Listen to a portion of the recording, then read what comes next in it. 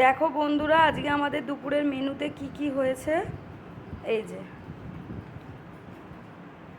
আহা, এটা হচ্ছে শুক্তনি ঝোল।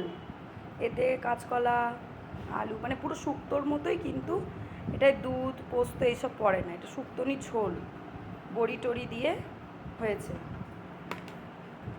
আর হয়েছে কচু দিয়ে আলু দিয়ে এই যে চিংড়ি মাছ দিয়ে তরকারি।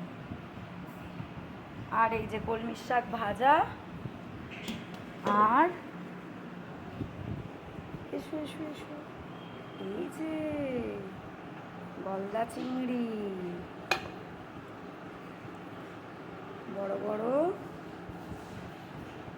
গলদা চিংড়ি কষা।